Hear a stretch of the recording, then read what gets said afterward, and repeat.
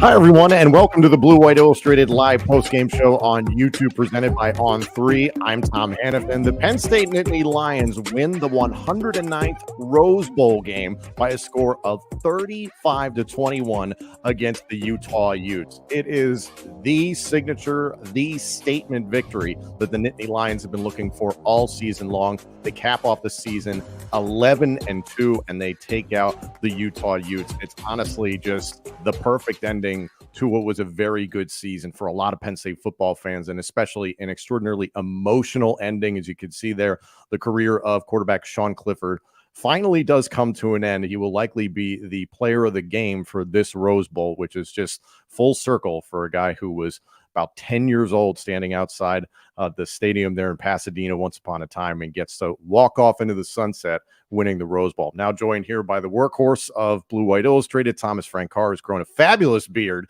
here during the holiday season.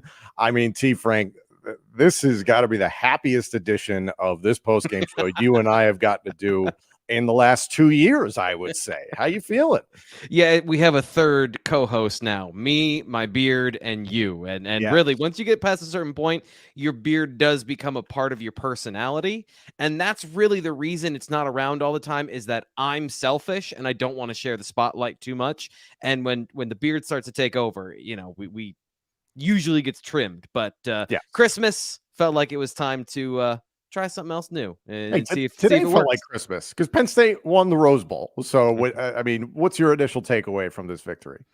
I guess a little bit stunned at how things played out, because there's a lot of different ways I saw this game going. I did not see Penn State blowing out Utah. I mean, you see how the game was at halftime. 14-14. Let's keep that in perspective, because this was a very close game. Utah was on their way marching down to score, and then, of course, Cam Rising gets injured. But even before then, the way Penn State was winning was something that I was not expecting. At one point, Sean Clifford was like 12 of 14 for 129 yards and a touchdown. Super efficient. That Utah secondary is a good group of players that plays well together, and he was shredding them. He was making good decisions. They were keeping him clean enough, and when he wasn't clean, he didn't panic. He didn't do some of the things that we've seen him do before, where he makes some mistakes and turns the ball over or takes too many negative plays. There were some sacks in there, but a lot of those were pretty unavoidable from his situation. So just want to give him credit, like everyone else is right now in this moment, that he gets his send-off victory.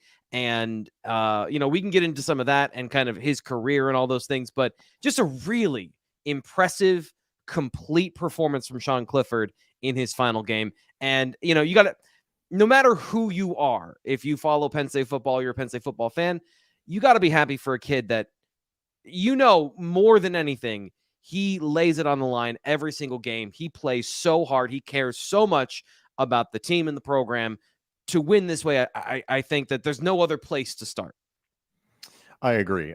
Before we go any further, I do want to encourage all of you to get involved, if you'd like, in the super chat. That means if you want to donate to the channel, your questions and your comments will be highlighted, and we'll address super chats here live on the show, as we're doing right now with our good buddy Stephen Light. And a reminder that Blue White Illustrated is just $10 for a subscription from now until the start of next season. So all you have to do is head to on3.com and search Blue White Illustrated for the homepage to sign up today. Stephen Light saying, we got great Clifford tonight. Stephen, you're absolutely right. Looking at his final line here against the Utah Utes, 16 of 21, 279 yards, 2 touchdowns, 0 interceptions.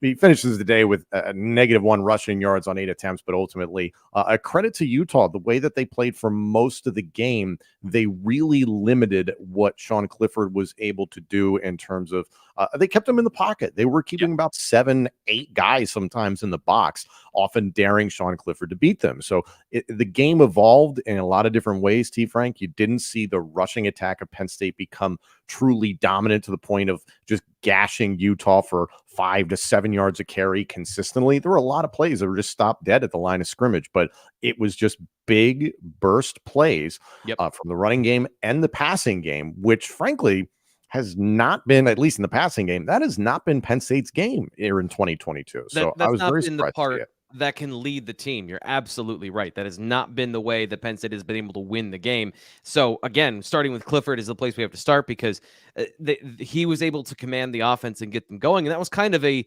theme coming into this game that I was expecting. And I talked about over at BlueWhiteIllustrated.com, was that Penn State needed to get big plays because they have the more explosive athletes. If it got into a grinded out fest like it was in the second quarter, where Utah had the ball for like 15 plays in 7 straight minutes, then Penn State wasn't going to have a good opportunity to win in that particular game.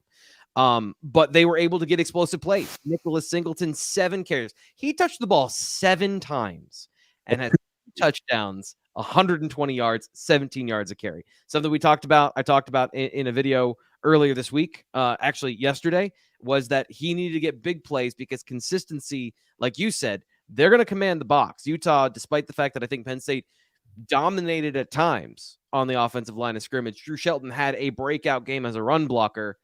They are a good front, and they're going to frustrate with good scheme and good players that you're not going to consistently get churning out yards. I mean, you look at everybody else was under 4 yards a carry, which is where that was going to be the danger zone if Penn State couldn't get somebody to break out. And of course, Singleton, the guy that broke out. Yeah. As you can see, Michael McCullen, thank you for your donation. You run your quarterback, you risk him, love the W. Obviously, you're referencing something that Beach Wine Guy, which is the greatest handle I've ever heard. You feel bad for Cam Rising, which is basically what McCullen is getting to, is that Cam Rising had a few design runs, but for the most part had to run to sustain a lot of things that Penn State pass rush in the second half.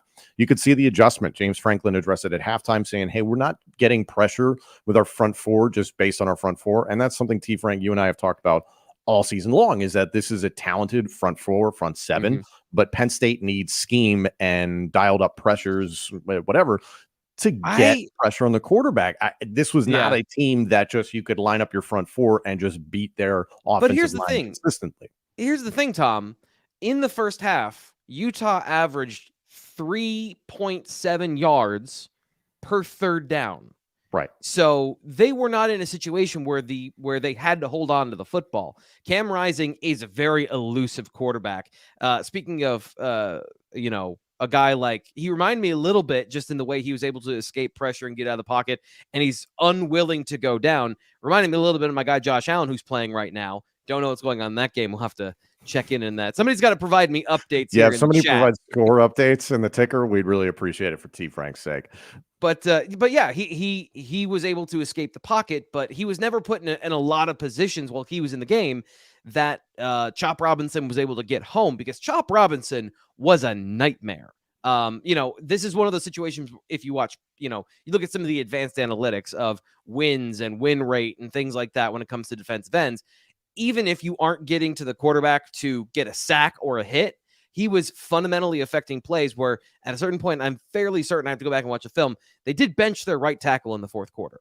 Yeah. So that was a key matchup that I thought Penn State was definitely going to have an advantage of, is Chop Robinson versus the right tackle in this game. And he came through, but the problem was the secondary and just kind of the way the game flow played out. There were not a lot of third and longs. And when there was that final drive, when Utah finally had to throw the football, you saw kind of the weakness that they have in that their receivers were good today. I thought they were better than I expected. But again, Cam Rising finished with under 95 yards through 2.5 quarters. Was not on his way to a 275-yard passing day. He had to do everything with his legs because he was being flushed from the pocket. So that's the biggest, to me, that was the biggest thing, was that the pressure finally started to get home because they forced more obvious passing situations. One thing I want to ask for all of you is, Jason, by the way, a season is never complete unless you thank everybody, like they do at the end of broadcasts and everything. Jason and Steven and our regulars here every single week. Jason on every single video has the thumbs up. I appreciate you so much, my guy. If you want to like the video, that helps us out. Help Jason out. He doesn't need to pull the rope by himself. So like the video, make sure you share with your friends. And if you feel generous, there you go. Joe Smash Bot, the like another button. regular here. Smash the like button, you fools. We really appreciate that. Helps us spread the gospel of Blue White Illustrated. So you can get some instant analysis talking about the X's and O's and what actually happened. And we'll talk a little bit about the big picture stuff as well. We do it all here on the postgame show. So make sure you share with your friends. Help us get to 10,000 followers on the YouTube channel. That was a season goal of mine. So, just like getting 1,000 yards for the rusher, hoping we get 10,000 followers here before the afterglow of the Rose Bowl is over. That's true. The season is still in effect until midnight tonight, technically. So Yes. everybody's got options. Bill, thank you. Happy for Clifford. Let's get a big time wide receiver in the portal. Couldn't agree more. Don't know if you're necessarily going to get somebody who's like a Blitnikoff Award finalist or something, but if you can go get somebody the caliber of what Mitchell Tinsley provided this season, I think there were flashes from Keandre Lambert-Smith in this game that were, again, promising, hopeful. But it's when is that going to be realized? You got a lot of young guys, but if you can get somebody, like I said, the way that Tinsley came in this season and played in this Rose Bowl, had a touchdown and was really, really clutch at certain times for Penn State, that would be a great pickup in the portal for Penn State. And that's something James Franklin has been very transparent about, getting depth with the offensive line and picking up one, if not two wide receivers. I do want to come back to something in this game, is that it was the turning point of the whole game.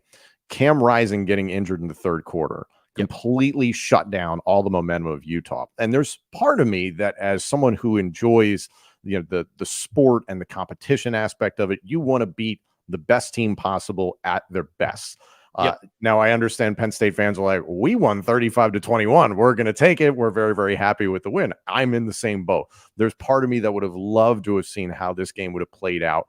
I don't think it necessarily changes anything in terms of the perception of Penn State. I think there's going to be people that are going to be like, well, if Cam Rising had been there, maybe Utah would have won it. But honestly, I don't know. As even as the game was in the first half, the way things were trending in the second, it felt really good for Penn State, regardless of Cam Rising being in there or not.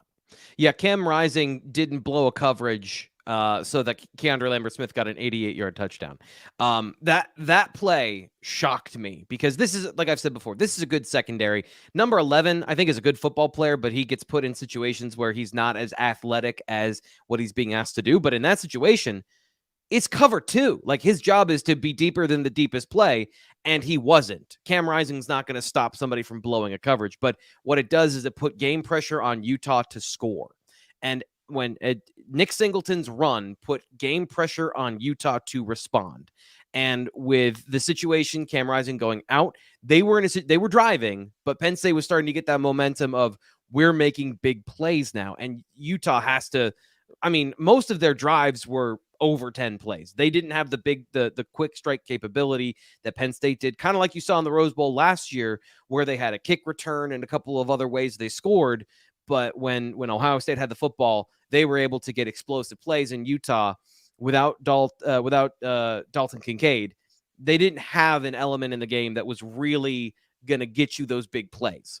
So once Penn State started churning out big plays, it felt like that was the tide that was going to carry them. But you don't know with Cam Rising, you don't know what he's going to be able to pull out, because he was single-handedly keeping them in the game with his scrambling ability and his ability to escape the pressure that was getting there, and that perception, like I talked about.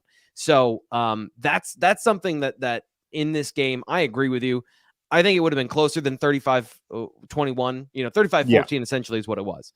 It would have been maybe a touchdown, maybe closer, but I do think in the end, Penn State was putting together the things on offense that Utah wasn't going to be able to match.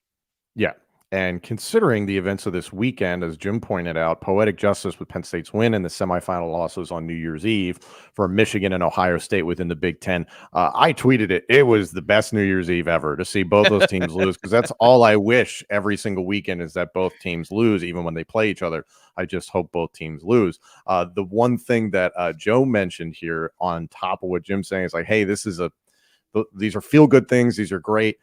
Now, into 2023, he means beat Michigan, not eat Michigan, and the Buckeyes. I guess you could do both. You could do both. That is what is left for this Penn State football team, because this is the game. This is the signature win that you and I have been talking about all season long, that Penn State has been without here in 22-23. Now looking ahead to 23-24, you've got to be able to beat one, if not both, of Ohio State and Michigan, because this has the makings of a college football playoff contender? First off, I don't want to temper the enthusiasm, and I don't want to pull the show and do a U-turn, but we are 20 minutes at the end of the 2022 regular season. Penn State just won the Rose Bowl, but we're already fixated on Michigan and Ohio State. We got 15 minutes into the podcast, and then but I get it. Yeah. I get it. So yes, that is. But let's also remember, we think we know what Drew Aller is. I thought I knew what Sean Clifford was when he first started playing, that he was going to be a more accurate version of Trace McSorley that could make throws to every level of the defense. And he could, except for the times he couldn't. And we don't know what Drew Aller is and isn't yet. So as much as we think we know, and he has the tools and the opportunity is there, there's a lot of work that we need to do to understand what this team is actually going to be next year. It's probably going to look a lot like the one that it was this year with the running game. But Sean Clifford and what he showed you today, that Utah, I can't believe they played as much too high safety as they did, where they were rotating to leave the middle of the field open. And coming into this game, I was talking to people on the message board at BlueWhiteIllustrated.com, and they were saying Theo Johnson's going to have a big game, and the tight ends are going to be a key factor. And I said, one of the things that I think is concerning is that if I'm Utah, I'm playing press coverage. I'm playing man coverage. I'm forcing Penn State to beat my receivers. Now, obviously, that leaves Clifford the ability to run, which he's done all year long. But if you play cover 2 and you leave the middle of the field open, Theo Johnson, Mitchell Tinsley, they shredded the middle of the field. I was blown away that, like, did they not watch the Minnesota game? Especially when you tweeted that as like they should have watched the Gophers game. Yeah. And they were trying to at the same time. So this is kind of the fundamental thing about when you're going cover 2, you're playing 2 high safeties like that. You're flooding the underneath zones where you've got 5 defenders underneath and 2 deep safeties. And you're forcing a quick pass because your pass rush gets home, except it was not consistently getting home. That's a problem with Utah's defense, is they don't have their starting of the year pass rushers, and those guys weren't very good to begin with. So they needed to bring pressure like they did early in the game with cover 0, with 5 and 6 man blitzes. And they stopped doing that.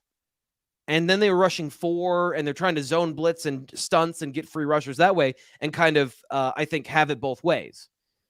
And Sean Clifford had the game he had because I think largely that. And to me, like, that's a thing we don't know. To my original point, we don't know if Drew Aller would be able to do that. Sean Clifford was able to do that in pre-snap, make those decisions post-snap, and get Penn State into something that they weren't expecting to see. That's the task that Drew Aller needs to do, that in the run game, in the pass game, before we can say this is a national championship contender, because we genuinely don't know. Yeah, it's all based on hype. It's based on potential. And a lot of that, not just Drew Aller, for me, is the hype and the potential of the offensive line. You get Sachanu back next year. You get a healthy Landon Tengwall. You move Hunter Norzad to center. And then on the right side, you're going to hopefully have Caden Wallace or some combination of himself and then Sal Wormley. I mean, Caden Wallace was in and out of the game with Bryce Effner today. So obviously, there's got to be some depth that's built there because there are just so many injuries at that position. I think the offense is going to go to the way the offensive line goes, which I know is the most cliche thing you can say. But at the same time, Drew Aller can't overcome everything if he's put in a bad position from the word go. So yes, there's that aspect to look at. Stephen, thank you for your donation. Eat meat chicken. I agree with you entirely.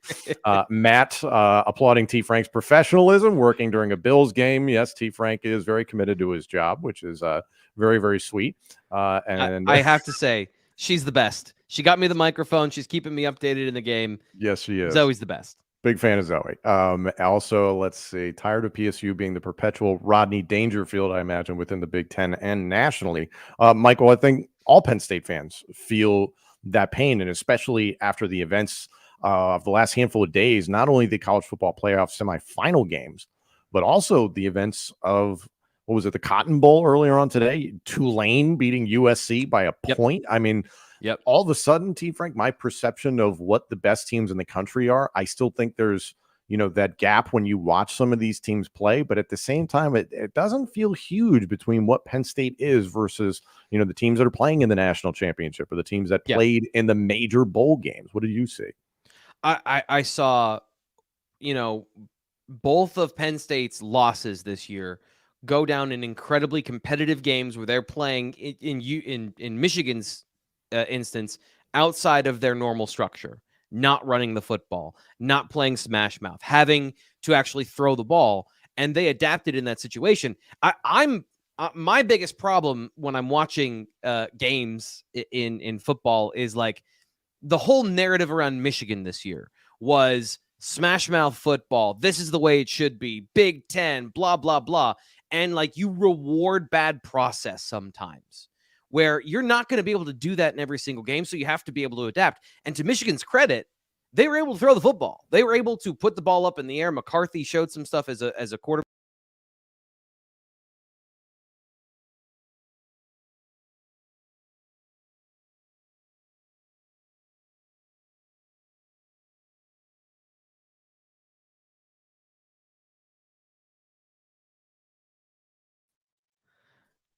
Are we still live? Here's we had a technical difficulty. Thank you, everybody, for bearing with us. Yeah. We're still here. I'm hearing from the other room that we're not live, but it says that we're still live. Someone give me something in the chat. This is by the way, this is my nightmare. Are we? Yeah. It seemed like I was trying to move a comment around and it didn't seem like it was cooperating. Oh, yeah. Adam says, yes, we're back. Okay. Sorry, guys. Technology. Beer delivers. Modern technology. As you were saying, T. Frank. I forget where I was saying. Like the panic wiped my brain. Yeah, Michigan was able to throw the football, and they were able to show something beyond what they were. Penn State was able to do that in this game. So, like, football is football. The best, sometimes individual matchups dictate how things go. And I think that Penn State's a very good football team, and they played two other very good football teams, and they came up short in those games. But we can see that, like, the margins are very thin. The margins are so thin in these games. And it all depends on matchup. In that, I think, you had Ohio State. I genuinely did not think Georgia's defense would play that way against Ohio State, but credit to CJ Stroud, showed a wrinkle in that he can run, and it really affected everything for the Georgia defense. So it's just, a lot of it comes down to matchups. TCU wanted to play, smash mouth style of defense, even though they gave up a lot of points. They limited JJ McCarthy, and they made Michigan do what they didn't want to do, and that was drop back and have to really open up the passing game. But I digress. Eli with a great donation here, thank you very much. What else needs to happen for this team to make that leap? Because we have the pieces in place. I feel like we need a few more pieces. What do you think? Luck. So a lot of stuff comes down to luck, and I mean that in terms of injuries and health and timing. If Abdul Carter is 3 weeks ahead of schedule and plays a little bit more aware in the Michigan game, maybe things play out differently. Although I don't think so. That game, I think, is just one of those situations where Michigan had a better game plan and they executed it. Mm-hmm. But against Ohio State, if Caden Wallace is healthy, or if you just get lucky on a couple of screens and the ball falls to the turf and it's not batted directly in the air, you might survive that game. You're pushing Ohio State. We saw as the season went on, you can throw on that secondary if your offensive line gives you time. If the offensive line isn't beat up at that point, they have the opportunity to win that game. But one individual matchup dictated two drives that led to 14 points that led to a snowball in the fourth quarter. And it's those margins and, a play call here and, all of the BS that nobody wants to listen to when it comes down to coach speak, that's the margin. So Penn State needs to be better than the margin. And that comes back to recruiting as well, which is something that they're working on day in and day out, going back to the receivers in the portal and everything else. So there's no secret formula. It's just you've got to keep chipping away at it and get wins every single day, like James Franklin says. So I don't have a magic formula if they need to do this specific thing, but there is just in the margins, those small things that don't go your way. Talent does help wipe away some of those deficiencies. Larry gave us a great donation, and we obviously had the little technical glitch, so thank you everybody for bearing with us. Larry, I did go back and find your question here. Let's see. This is more of a comment altogether, I believe. Happy Clifford ended on a good note. Franklin outcoached Whittingham, rising or not. He doesn't play defense. Penn State dominated the line of scrimmage, and I completely agree with all of that, Larry. I think that Penn State showed something that they needed to do, obviously, in this game, and that the way Utah played in the Pac-12 championship game against USC, and for the bulk of I'd say the second half of the season. That loss to Florida was kind of a head scratcher when you see what this team can really be. Yeah. But that's kind of like week 0 oddities. I don't even know what to chalk that up to. That I throw that game out. That's what I chalk it up to. You've got a team going from Utah to Florida, playing in the humidity. Anthony Richardson had the game of his life. So twice now, Utah has faced the game of the quarterback's life, and we didn't see Richardson do that pretty much at all the rest of the season. So it's the unfamiliarity too of these cross-conference games that Florida and Utah don't play. They don't have this depth of knowledge. I know you're coming into the season, so you've watched a lot of film, but there is that kind of just you don't know in these unfamiliar matchups. And same thing with Penn State and Utah here. Utah had not played a team that plays like themselves. They had not played Utah all year. They played Utah in the Rose Bowl game because Penn State plays with 2 tight ends. They play smash mouth. They had the physicality on the offensive line, and they've developed the dedication to the running game, despite the fact that Nick Singleton had 7 carries. So that's what we found out today, that they weren't quite up to the test of playing a team that plays like them. Thank you to Terrence for just the straight up donation. We appreciate that. And a big thanks to Mike Potter. This is a big donation. Penn State football coverage out there. Thank you for a great season. All the guys at Blue White Illustrated do a phenomenal job. The question, does Penn State make the playoff next year? I'll let you go first, and then I'll give my thought. I think so. There's a couple things that are really interesting in that there's a report out there that says if Jim Harbaugh is offered an NFL job, he's going to take it. It is very, very difficult, obviously, to replace somebody who is as good of a coach and as good of a recruiter as Jim Harbaugh. And Michigan has shown, well, good recruiter. I think that can't be denied. Jim Harbaugh and the rest of what Michigan has accomplished over the last 2 seasons, they've shown that they can be contenders, obviously, back-to-back years in the college football playoff. But Michigan has also shown when they don't have their guy at head coach, their, quote, Michigan man, this program can wilt rather quickly. And the way that they've made it very clear that they're not going to pay players, you just straight up pay for play, that you have to select to come to their university first before having access to NIL benefits. And it's clear the teams in the SEC and, for instance, Ohio State are willing to just pay for play. Mm-hmm. Michigan could very likely fall behind. So all of a sudden, I'm not saying it could be an immediate drop off next year, but if Harbaugh does in fact leave, that leaves an opening. Not entirely sure if this TCU team is back next year. I fully expect to see Alabama rebound next year. There's a chance LSU works into a nice thing because Brian Kelly's Brian Kelly and he has them trending in the right direction.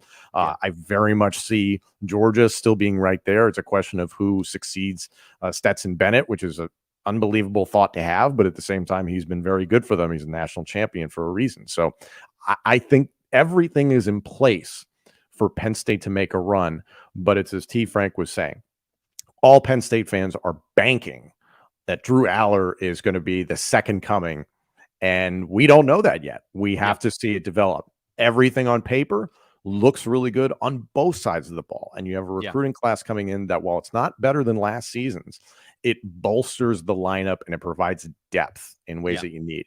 Yes, you do need to go get pieces in the transfer portal. You need to get depth and health along the offensive line. You need to get experience as well.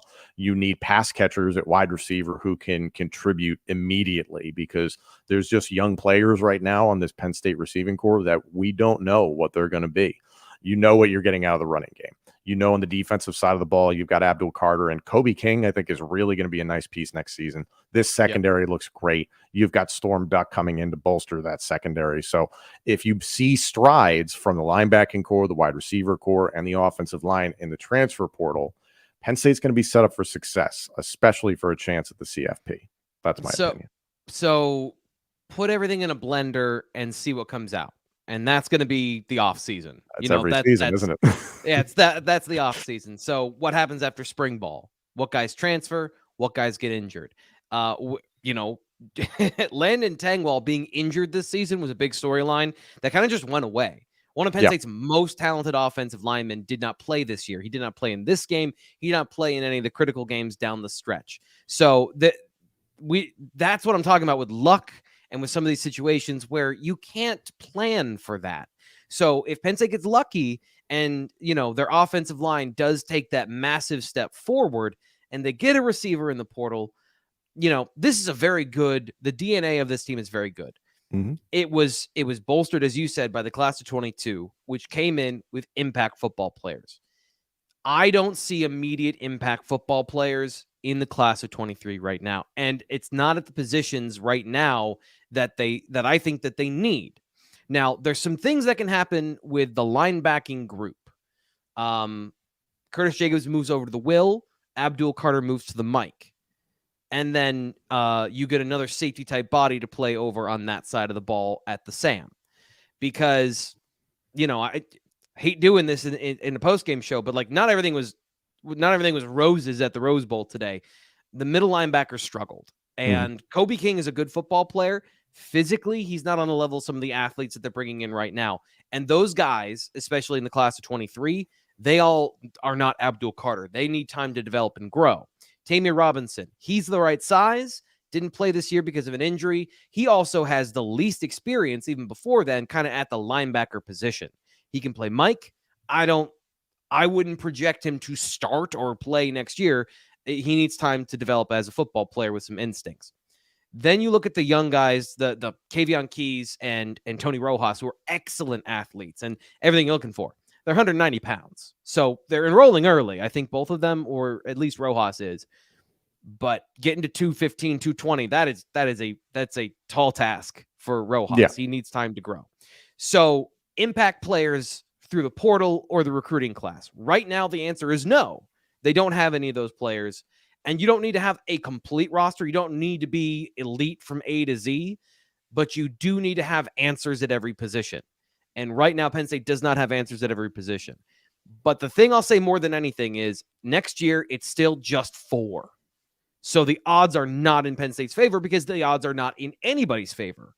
It's the smallest percentage of the playoff field compared to the regular season and the number of participants. So mathematically, no, I don't think they're going to get there just yet. But they can, just like this year, they have the opportunity. They will be in position to make that happen. And that's all you can ask for from your program is every year you're in position. And even if you come up short, you're in position. And eventually, if you keep at it and they are getting better each week and they are getting better each season, I do think that they'll break through eventually, even if it is in the expanded playoff format and you win a game against a team you're not supposed to. I do want to acknowledge some great super chat donations here. Paul, best game I've seen Clifford play is fantastic. Never thought I would say that. I agree with you. And to see how emotional he was coming off the sideline, the way that James Franklin made sure he had his moment, I thought that was really special. That is something that I think time is going to be kind to Sean Clifford. We, as Penn State fans in the present, myself included, have not been kind to Sean Clifford. I think time will look back on his time a little bit more fondly, so to speak. This is a big donation from Ethan. Thank you all together. Just a great win. Obviously, we're all in a celebratory mood, so we appreciate it. Larry, we did get your point and your donation. We appreciate that. This is a question here from Steven who jumped in earlier, and I wanted to get back to it. Sean was doing a ton of pre-snap, more than I remember. Was that extra prep time or something Utah made available? You touched on this a little bit earlier on, but can you dive into that? So I this is always the conversation. I don't know because the staff isn't going to tell you. What is Sean allowed to do pre-snap? What is he capable of doing pre-snap? And that's the conversation of, is he allowed to change the play, or is he allowed to? He obviously sets the protection. He does certain things pre-snap that a veteran quarterback is supposed to do. But is he allowed to outright change the play? And that's what it looked like happened in that situation. He got them into a formation where he got Tinsley up the middle of the field in between the safeties to get a critical third down conversion. I think that was the one where it was Tinsley, where it was very obvious he was in control. And that's always been my concern or my question is, every time we see a change, it's pre-snap, he's looking to the sideline, he gets the new play, and then he's re-IDing the mic and things all the way up until the last second is on the clock. So he's been doing a lot of stuff pre-snap that I don't think fans pay attention to because it doesn't always result in big plays. Today, it was very obvious, and it was very clear that he was dictating these things. And that's why it was such, to me, it was kind of a storybook thing. I'm in an emotional state today. I got to meet my nephew for the first time. My sister just had a baby last night. Great. So like I've had a whole gamut of emotions this afternoon. And I was in an emotional state watching Sean Clifford. I'm getting chills talking about it now. Like that was the perfect send-off for Sean Clifford. There could not have been a better script for him outside of, winning a national championship and blah, blah, blah. But in the context of reality, that was a perfect game for him to play. And he played it perfectly. And those are all the things where the veteran savvy came through. Big donation here from Showtime. We appreciate it. Problems for next year. PSU can't stop the run. Second, I know both of you told me that I have to live with Coach Diaz. The blitz, but 14-7 and you 0 blitz. Why? Thank you guys so much for this year. So maybe T. Frank, you can speak to that. Which part? I believe Showtime is alluding to early on in the first half, Penn State's up 14-7, and there was a zero coverage, all out blitz. I'm blanking on exactly what the play was. There have definitely been some times. I will feel this a little bit and give T. Frank a second to collect himself. But basically, there's been a lot of instances this season where Manny Diaz goes for it. Yeah. In some pretty aggressive ways. That's the way that he is. But fortunately, in this situation, it didn't really kill Penn State in the grand scheme of this game. I'll answer the first part because I don't know the specific time he's talking about, but it doesn't matter. It happens all the time, like you said. Yeah. That's an area that I do think is real when it comes to the Penn State defensive line of trying to find a defensive tackle that can replace PJ Mustipher, because when he was not in there and when they had some of their second team one techniques, it was a problem. Like they could not get off blocks. They were pushed Beeman around. Is undersized, unfortunately. I like Beeman a lot. I'm not even talking about Beeman. I think Devon Ellis really struggles to get off of blocks and to make plays to the size that he is. So he's asked to play that one technique, and I routinely see him struggle at that. So they need to find somebody to play that position. And I think it is a priority. I think Penn State recognizes it. But when you find a good one tech, they're either in the NFL or they're featured in their defense. It's hard to find them in the portal. There's been one or two. Both of them have been snapped up by other teams in other locations. So again, going back to, will they win the college football playoff? If they can find a way to magically make this undersized front four work to a higher level and Zane Durant breaks out and Jordan Vandenberg develops into the guy that I think we all think he can be as that disruptor on the interior that can play that one technique, even though I think he's closer to a 3, then sure, Penn State can compete. But there's a lot of things that have to happen. Dennis Sutton has to be a guy that takes that leap if Adisa Isaac goes pro. We don't know at this point. He hasn't made his announcement. I don't know if he's made it post-game.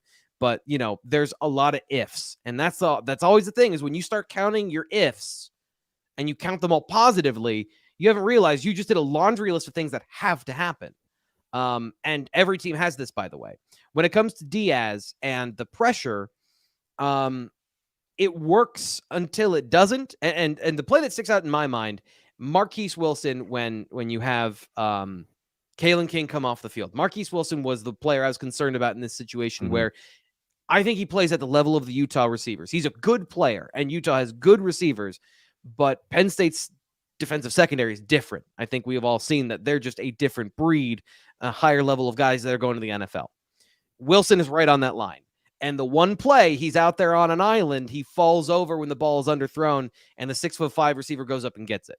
So you live with that if you're Manny Diaz. You live with some of these aggressive coverages, but rarely does he really go cover 0 all-out blitz. It's not all the time.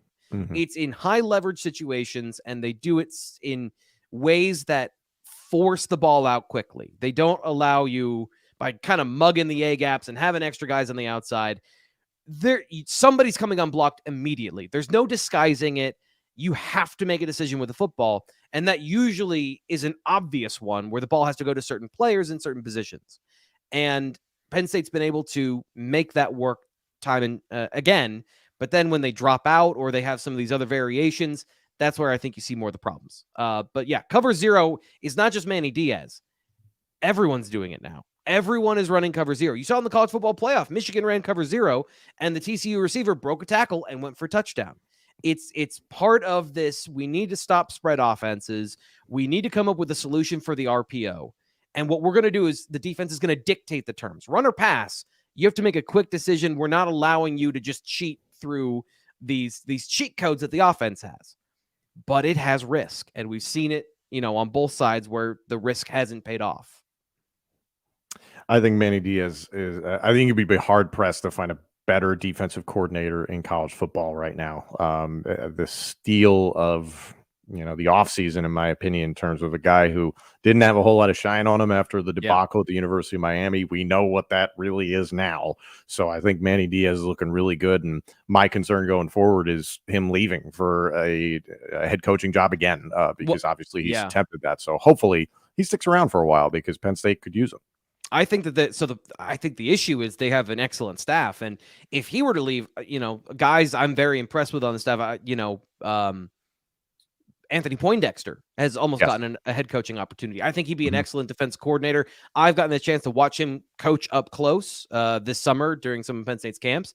Excellent communicator, gets the information to the players really well, makes it simple, easy to understand. And, I think if they could lose both of those guys in any offseason, because James Franklin, and this is something I've said for years now, he's not just a good evaluator of talent when it comes to athletes and players on the field. He's a good evaluator of talent when it comes to coaches and getting the right people in the right position. It doesn't always happen, just like in recruiting. It doesn't always work out, and there have been some big misses on the staff, but with an increased budget, Penn State committed a little more money in this last round of negotiations in his contract to the pool of coaches and coordinator money. And we've seen the fruits of that where they go out and get Diaz, and there's not a drop off from Brent Pry. And in fact, I think they maintain a certain level of excellence from one season to the other and improve it in some ways with the sacks and interceptions this year. There's a few reasons why assistant coaches and coordinators leave a program. One, more money. Two, a bigger job, bigger opportunity. But at the end of the day, one of the reasons that they stay is because they think they can win a national championship. If you see these coordinators and assistants stay for an extended period of time, and there's a lot of depth amongst this assistant coaching staff. I mean, look at the job Ty Howell has done with tight end. I mean, it's just Terry Smith is excellent. Ken Wisenhunt is on this staff. Let's not forget the man coached a Super Bowl. There are a lot of really good minds on this staff. If you see that nucleus stay intact, it's because they know there's a really good chance of making the playoff or winning a national championship, which has been largely what we've been discussing on this show is, will Penn State be in the playoff next year? I think there's a really, really strong chance because the field expands to 12 and 24. So I think there's a really good chance Penn State's in the playoff. That's not a huge leap. Next year, could they do it? Again, if you see this staff stick around, it's hopefully because they're getting paid well. They like where they are. They don't want to move. And also they think they could win a national championship. I think there's a lot of layers to it. Yeah. And just kind of, we talked about this particular team of this was setting the stage for 2023 because Sean Clifford would be gone. Right. And even here in his moment of glory, we have to relive the slander of talking about Sean Clifford in the way of a replaceable part. And I'm not saying that there isn't some validity to that of the high end NFL caliber offensive arm and all of those things of an NFL quarterback. That is something that Penn State needs or could use to fuel their way into a college football playoff run. And they sometimes arrive early. Kind of like in 2019, everyone said 2020 was going to be the year. Penn State went on a run in 2019 because they had good players in good positions and they arrived a little bit early. This team arrived early. So I do see why Penn State fans are so excited. There's no pandemic around the corner that I know of, knock on wood. Don't say that sort of stuff. Come on. I mean, we've got another 100 years before the next one is from the track record. Again, just going on the data, it's another 100 years before we have another one of those. So, barring an act of God, Penn State is going to be in a great position with a very strong nucleus heading into 2023. But just like 2020, a lot of unpredictable stuff can happen. And I guess, like, I'm not trying to be the wet blanket on the conversation, but this is where hopes get up and then hearts are broken. And then you want to throw something at the TV because Drew Aller threw an interception. It is a reality that could happen. Yes. One step at a time. Yes, thank you. I do want to wind this down. Just kind of, we've talked a lot about the future, and a lot has to play out, obviously, and we're about to dive into the doldrums of the offseason. Let's all be sad for a moment that college football is almost over for the season. January 9th, obviously, is the national title game between Georgia and TCU. So I know, like, I blink and the season's over, and I'm heartbroken. I'm really sad for the offseason. Then August comes around and my life comes back together, and it's just, it's all sorts of positivity. So I do want to take this moment just to reflect here. And George pointed out something great. Sean goes out a winner, and he played a game that we will always remember, that he will always remember, and certainly we as fans, I hope, will always remember. Happy for him. The two most criticized people on this Penn State football team, James Franklin and Sean Clifford. This victory, does it alter your perception of one or both of these men positively or negatively as we go into the future? Well, I'm not a fan, so no. I think that going back to what Stephen Light said, Stephen said, we got great Clifford tonight. Because the way I've described Sean Clifford throughout his career is you get a couple of things. He's a sandwich shop, and you get two toppings, and you don't get to get a third. You can't pay for extra guac, and you either get big throws and turnovers, or you'll get checkdowns. And you have there's a list of things you get, and then everything else he's not going to give you. So if he forgets to check the ball down, then he's scrambling and he gets yardage on plays, right? So you kind of have this unpredictable roulette of what guy is going to show up. And today, it all came together with him. He checked the ball down. He made big plays. He got out of pressure. He put it all together. It was one game in the biggest game of his career or I should say the last game of his career, because it's the biggest game because it's the last game, against an unfamiliar opponent. So that's a great ending, but to me, it doesn't erase or it doesn't remove all the things I knew about him previously. It doesn't expunge the record because I don't have an emotional attachment to the wins and losses. For me as the analyst, I see what I see. And so no, but it does provide a great narrative, and I'm happy for him. Again, there's always people take this as a criticism. They take this as like, I don't like Sean Clifford. I'm just telling you what I see. And some of my frustrations are, no soup for you. When you when you do the same things, and we see the same thing for 6 years, like, then I do that's when maybe my frustration of, like, we've been here before, Sam. We're going in circles, to quote Lord of the Rings. But for this, it was something new, and it was interesting to watch him play well and see the offense unlock with him at his full potential. So hopefully for Penn State fans, Drew Aller does that next year. Hopefully. As someone who, do my podcast, Pater to Penn State Football Show with former Penn State quarterback Matt McGloin, we're going to have a full reaction to this, and we'll definitely, thank you very much. I appreciate that. It's on YouTube, Apple Podcasts, Spotify, Google Podcasts, TuneIn, wherever you get your podcast. We are definitely going to dive into the more emotional side of this and the more mental side, because I think there have been a lot of people, myself included, who've been frustrated with James Franklin's performance. And since 2018, I will never forget it because I attended it, the loss at home to Ohio State, led by Dwayne Haskins and company. After the game, James Franklin talks about, we've been a good football team. We've been a great football team. We're not an elite football team. You have the chance now, because of this season, this Rose Bowl win, and what's in place for 2023, to be elite, potentially, in 2023 and 2024 and potentially 2025. That hopefully gets realized, because that's something Penn State fans have been thinking about since the mid-1980s. So that is the hope. James Franklin, I think, changed a lot of opinions about himself this year. There are a lot of people who are constantly asking about his buyout, talking about people I've seen in the chat, talking about Matt Rule. Those people Bill still O'Brien, won't accept that he lost. Joe I mean, we Moorhead. talked about Michigan and Ohio State 50 minutes of the podcast, so let's stop about changing the perception for a second. I'm just saying, I think James Franklin did a lot for his perception and did a lot for himself. And obviously the alignment that he talks about from president to AD to head coach appears to be working very, very well based on the results of this 22-23 season. So I personally feel very optimistic, not just because they won the Rose Bowl, but this was this perfect cherry on top to what was a good season. And there's a really strong possibility of Penn State being in an elite position in 2023. Yeah. So I want to go back to a couple things. Part of this conversation that if James Franklin now we have a Rose Bowl win, a New Year's Six that people really care about, a really big win, signature stamp on the resume. And I just want to point out once again that we blew right by it and we're talking about next year. So this is how it works. One of two things happens. After we get out of this game, Utah wasn't that good. Certain percentage of fans are going to say, they didn't have their quarterback. It doesn't count. You didn't win a national. We constantly move the goalposts. So we talk about the narrative. Sean Clifford got to the end of the race and he won this game. And we're talking about changing the narrative about Sean Clifford. And that's so for him, again, I'm happy for him.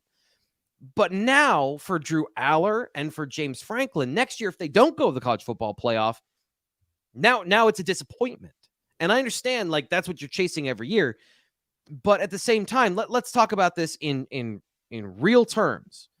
If they can't get a receiver in the portal because NIL is a factor and other teams offer more in that than Penn State can, or a guy just wants to go to a different school, it doesn't matter how good of a coach he is. There are certain things you just can't overcome. And you could try. You mentioned Michigan is not going to pay players to go to Michigan. Penn State and athletic director Pat Kraft the other day during his Rose Bowl preview press conference said the same thing. Penn State's not going to pay you for a while to go to Penn State, but you will have opportunities, and Success with Honor and the other collectives are there. So there is the pool of money, but you're not getting a McDonald's bag of money, to give the old cliche, just to show up to Penn State. And if Penn State loses recruits in the 23 class because of that, or they lost guys in the future class or in the portal, they can't. That's not a coaching loss. That's an institutional loss. But when we get to September, no one gives a damn.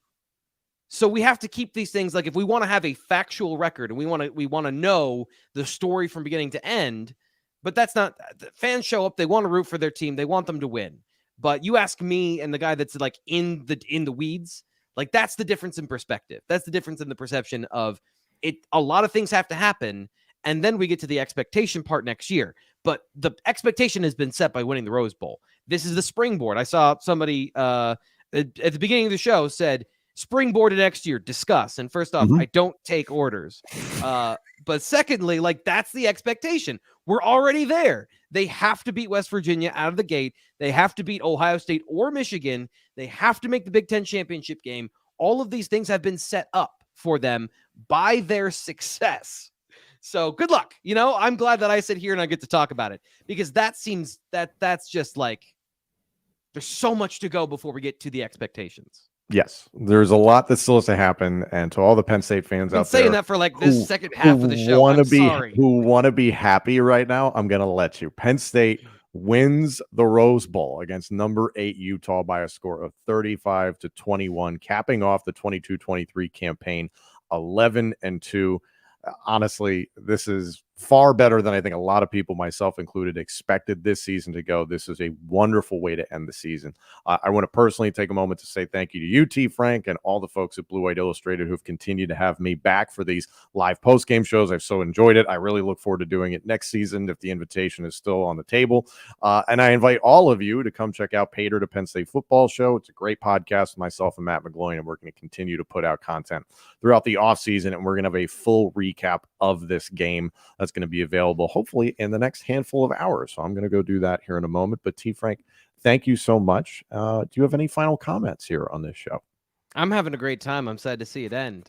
This has been a wild ride. So a couple of things. I don't know. I don't. First off, I love being here with you on the show because I feel like I get to just sit and talk and play, and I don't have to be steering the show. And you're excellent at being the host, and I get to just have a conversation. So I feel more comfortable to say things like we had 500,000 people listen to the BWI Daily Edition on our podcast downloads. So I don't know what other podcasts do, but I'm incredibly proud of that. Like this show, this channel is my baby. And I am so unbelievably proud of the work we've done at Blue White Illustrated with Sean Fitz coming over. The site has continued to grow. We have the most in-depth, connected, sourced group of reporters, and I'm honored to be a part of it. And I'm glad I can give them this platform to discuss Penn State football and to help tell people about the stuff. Like half the stuff I talked to you about, in that last monologue rant about the end of the season and transfer portal. Like this is all conversation we have on the show because our guys are so connected and they know so much. So I'm learning these things. And what I do is I learn stuff and then I tell you about it. I learn football and then I try to explain it in a way that makes sense. We learn these things and we explain it to you so that you understand and you can be the smartest Penn State fan in your group. So help us grow that because I built you can't fake stuff like this. And this channel is for real. This podcast is for real. I'm going to start getting up and ripping my shirt off and start throwing stuff. I'm so jacked up about this. So please subscribe, tell your friends about us, help spread the word about Blue White Illustrated on YouTube. There were 94,000 people at the Rose Bowl, 107,000 people go to the stadium every single year. We can do better on YouTube. We're going to have 1 million people listen to the show next year. We have bigger goals. We're going to be better, everything. I'm fired up. So thank you so much for being a part of it. His beard is going to be like this by the time we get to the 23 season. Civil War. We're going Civil War beard. He's Thomas Frank Carr. I'm Tom Hannafin. Thank you so much for joining us here on the Blue White Illustrated Live Postgame Show. Again, Penn State wins the 109th against Utah for a third. Thank you again, everybody, and have a wonderful night. And T. Frank, go check out Bills versus Bengals.